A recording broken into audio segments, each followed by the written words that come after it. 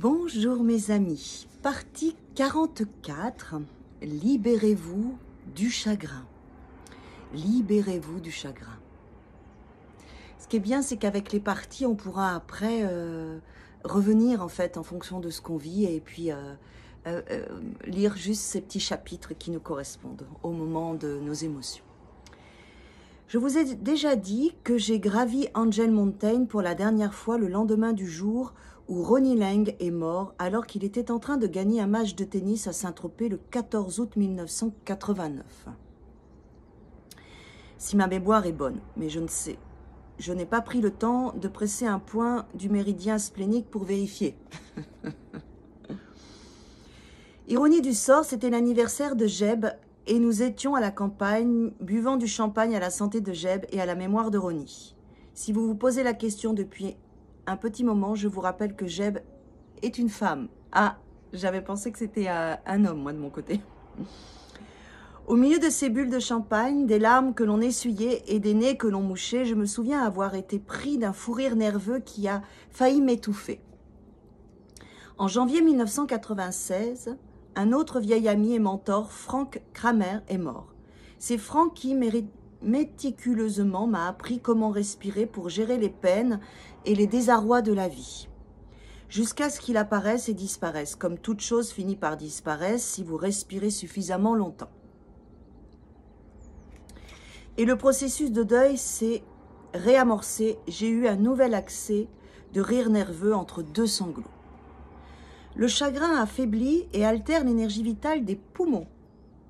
Quand vous avez de la peine, vous avez tendance à ne pas respirer profondément, car, souvenez-vous du chapitre précédent, vous cherchez alors à vous raccrocher au passé, aux souvenirs de la personne perdue, en cas de décès, comme dans les exemples ci-dessus. Mais aussi, quelles que soient les causes de séparation. Le rire nerveux, tout comme les sanglots, est un moyen dont votre corps dispose pour calmer votre diaphragme et permettre à vos poumons de fonctionner normalement. Il n'est pas nécessairement le signe d'un déséquilibre ou d'un manque de respect. Pendant les 3 premiers jours qui suivent leur mort, l'esprit et l'énergie des disparus continuent de planer en quelque sorte dans l'espace, et il est bon de les honorer en respectant cette présence. Maintenant invisible, bien que tangible si l'on n'est pas tout à fait anesthésié. Si en état de choc, vous acceptez l'immersion dans le chagrin en vous abandonnant à l'émotion, aux larmes, au rire nerveux, vous recevrez leur cadeau d'adieu, la substance même de leur sagesse traditionnelle appliquée à votre vie. En d'autres mots, si vous êtes réceptif, ils vous parleront et vous transmettront ce qu'il faut que vous sachiez dans une communication qui prendra les formes du dialogue que vous avez toujours entretenu avec eux. Après 3 jours environ, l'esprit du disparu s'estompe et le contact s'affaiblit.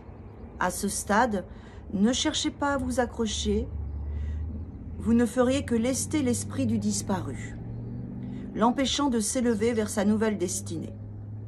Ensuite, le bon sens commun nous apprend qu'il faut en général le temps de 2 orbites autour du Soleil, c'est-à-dire 2 années, pour se remettre complètement. Accepter de vivre sans la présence physique de la personne aimée sur notre planète et passer du chagrin à l'acceptation de la disparition. Cependant, vous faites votre deuil plus facilement, plus vite et dans des conditions moins douloureuses lorsque vous pouvez stimuler la circulation de l'énergie vitale de vos poumons. Pour ce faire, observez l'intérieur de votre bras dénudé. Observez l'intérieur de votre bras dénudé. Dans le pli du coude, repérez au milieu le passage de 2 tendons, avec le pouce appuyé sur cet endroit suffisamment fermement pour provoquer une douleur légèrement paralysante pendant 40 secondes maximum, afin d'activer l'énergie vitale de vos poumons. Ne stimulez ce point particulièrement puissant que dans les situations difficiles, grande tristesse, grave crise d'asthme. Car si vous le stimulez pour un oui ou pour un non, l'énergie vitale de vos poumons pourrait se retrouver en grand désarroi. En un sens, voir des gens que l'on aime, que l'on respecte, disparaître avant nous rend l'idée de la mort moins effrayante. Si ce n'est pas mal pour eux de disparaître... Attendez. En un sens, voir des gens que l'on aime, que l'on respecte, disparaître avant nous rend l'idée de la mort moins effrayante. Si ce n'est pas mal pour eux de disparaître et de ne pas revenir, alors ce n'est pas mal non plus si pour vous ni pour moi, concrètement, et tout scientifique vous le confirmera, l'énergie est en conséquence, la conscience ne se perd pas, elles sont seulement déplacées. Déplacées.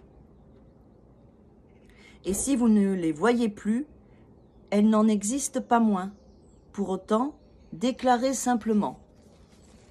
Donc, ici, là, d'accord, on va plier. Ouais, c'est ça.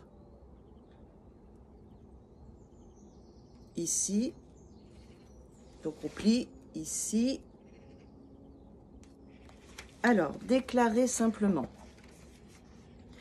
Il n'y a pas de fin, pas de commencement. Le continuum de la vie. Bien sûr, il y a des frontières, mais tout cela n'est que théâtre, et nous ne faisons rien d'autre que jouer notre rôle. Il n'y a pas de fin, pas de commencement, que le continuum de la vie. Bien sûr, il y a des frontières, mais tout cela n'est que théâtre, et nous ne faisons rien d'autre que jouer notre rôle. Il n'y a pas de fin, pas de commencement, que le continuum de la vie. Bien sûr, il y a des frontières, mais tout cela n'est que théâtre, et nous ne faisons rien d'autre que jouer notre rôle.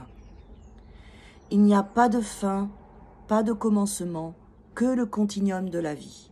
Bien sûr, il y a des frontières, mais tout cela n'est que théâtre, et nous ne faisons rien d'autre que jouer notre rôle. Allons. Voilà que vous récitez mes vers. Allons, voilà que vous récitez mes vers. Bon, mes amis, demain, partie 45, libérez-vous d'une mémoire défaillante. Partie 45, libérez-vous d'une mémoire défaillante. Merci pour votre présence, je vous envoie tout mon amour, ma bienveillance, l'énergie d'acceptation et de libération, d'harmonisation, d'évolution. À demain mes amis.